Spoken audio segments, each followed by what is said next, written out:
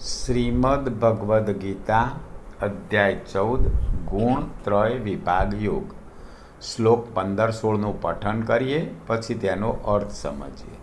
શ્લોક 15. રજસી પ્રલયં ગત્વા કર્મસંગી સુજાયતે તથા પ્રલીનસ્તંસી મૂઢયોનિ સુજાયતે. અર્થાત જે વખતે રજોગુણ વધતા મૃત્યુ પામીને કર્મસંગીઓમાં એટલે કે કર્મોમાં આસક્તિ રાખનાર માણસ યોનિમાં જન્મે છે, તથા તમોગુણ વધ્યો હોય ત્યારે મરણ પામે તો એ માણસ જંતુ પશુ જેવી મૂઢ યોનિઓમાં જન્મે છે. તો અહીં ભગવાન શ્રી કૃષ્ણ કહે છે કે રજોગુણ વધ્યો હોય એવા સમયે કોઈનું મૃત્યુ થાય છે તો એનો માણસ યોનિમાં જન્મ થાય છે, અને તમોગુણ વધ્યો હોય એવા સમયે કોઈ માણસ મૃત્યુ પામે છે તો એનો જંતુ પશુ એવી મૂઢ યોનિઓમાં જન્મ થાય છે. શ્લોક 16.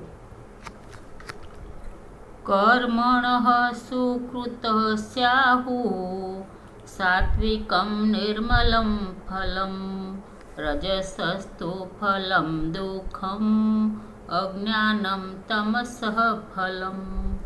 અર્થાત શ્રેષ્ઠ કર્મોનું સાત્વિક એટલે કે સુખ, જ્ઞાન, વૈરાગ્ય આદિ નિર્મળ ફળ તત્વજ્ઞાનીઓએ કહ્યું છે, જ્યારે રાજસ કર્મનું ફળ દુઃખ તથા તામસ કર્મનું ફળ અજ્ઞાન કહ્યું છે.